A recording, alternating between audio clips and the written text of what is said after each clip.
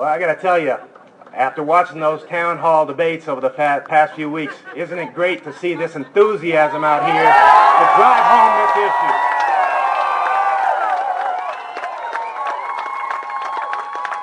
issue? This bus that I had a brief opportunity to ride on has been traveling throughout the country, trying to reach out to the public in a grassroots effort to make America know that we want public health reform in this country, and Las Vegas is its last stop. And when you see that, I get a little confused. I get confused because so often in this state you hear the attacks coming towards Harry Reid. What has he done for this state? What has he brought home to this state? And I urge you to think about that in this context. This is the most important policy debate in this entire country. And Las Vegas is the last stop. They're coming here to hear our voices, to hear what we want to have done, and to hear our opinions, to make sure that this gets passed through the Congress. And that is in large part due to the efforts of Harry Reid, and we ought to thank him for that.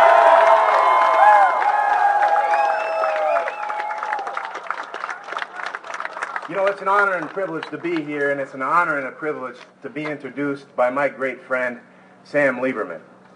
Many of you know the great progress that we have made and the great accomplishments that we've had during his helm as our leader.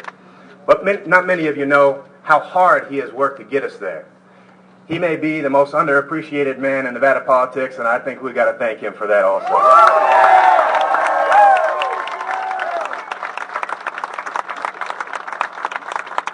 You know, one of the functions of the Secretary of State is to maintain records. But tonight I'm here to set the record straight.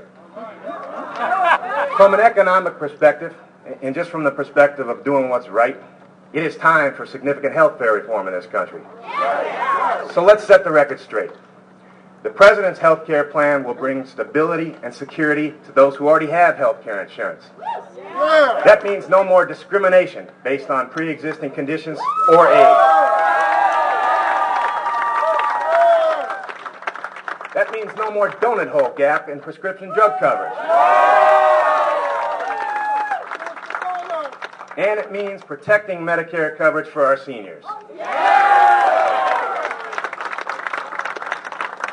For those who don't have insurance, the President's plan means a new type of marketplace, an exchange, where individuals and small businesses who don't have insurance will be able to purchase insurance at competitive, affordable prices. It means tax credits to assist small businesses and individuals in purchasing that insurance. And to you, sir, it means a public health insurance option to give the uninsured affordable coverage.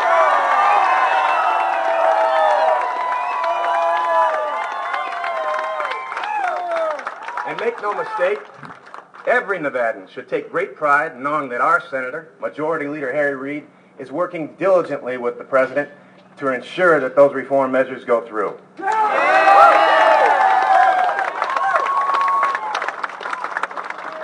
You know, I want to address the issue of health care reform from the perspective of my office, the Nevada Secretary of State's office. I do so because one of the very programs that we administer, a program that's designed to provide freedom of choice and dignity to Nevadas, is being completely mischaracterized for purposes of partisan gain. I get pretty riled up when I hear these obstructionists yell and scream unfounded claims about health insurance. I get riled up because they're purposely misrepresenting the concept that every individual in Nevada deserves to make and is capable of making their own choices. And I say this because over the last year, my office has registered the advanced health care directives of more than 2,000 Nevadans. Advanced directives are simple legal documents drawn up by individuals, often in consultation with their families, health and healthcare professionals, and legal professionals. They're often called living wills. These living wills are drawn up by individuals in conjunction with medical professionals and legal advisors. As the President might say, let me say this again. These living wills are drawn up by individuals. No death panels, no bureaucrats, and certainly no insurance representatives. This is an individual's choice. And the last time I checked the Constitution, we're in favor of preserving individual choice. Here's the way it works. somebody draws up a living will, they send it to our office. We store that document in an online accessible environment that's accessible only by that individual and authorized healthcare professionals. When the time comes, when somebody's in need of critical care, in times of a life-threatening situation or in terminal illness, the doctor can see that living will and see exactly how that person wants to be cared for. We're talking about people who have chosen to make it clear to healthcare providers how they want to live their final days. They don't want to be like Tara Szabo, who didn't have a living will in place, who hadn't spelled out how she wanted to be cared from. And this Florida woman spent months in a coma when everyone from her family to Congress debated about what kind of care she should receive. They want to make that decision for themselves, and they want to ensure that that decision, their choice, is honored.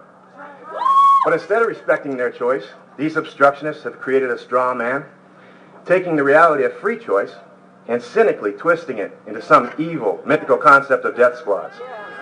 We were proud of the effort to create Nevada's first living will lockbox. At the time, we didn't realize that it would later be translated in some mythical force and twisted for purely partisan gains. Is it too much to ask to give Americans the right to make their own informed choice? No. The same people who are constantly harping about this nanny state and government control are now the same ones that have decided that we're not capable of making our own choices. Or perhaps they just see this as an opportunity to kill healthcare reform in this country. And if it costs some people some dignity in their final days, well, that's just too bad. When I run into that kind of obstructionist thinking, I couldn't be more proud to call myself a progressive.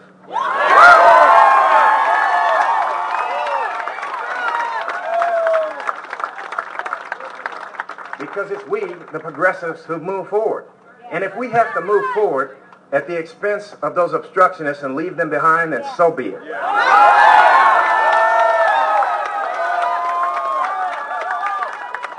Because all Americans, all Nevadans, deserve equal access to health care.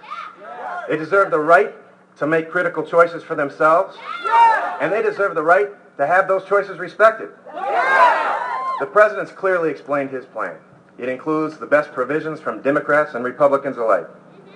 It's time for us to get behind the President and Senator Reid, to demand that these partisan obstructionist tactics stop, and to demand that real reform, long-lasting reform, the type of reform that will benefit all Americans, becomes a reality. But we need your help, and I thank you in advance for your help in getting that job done.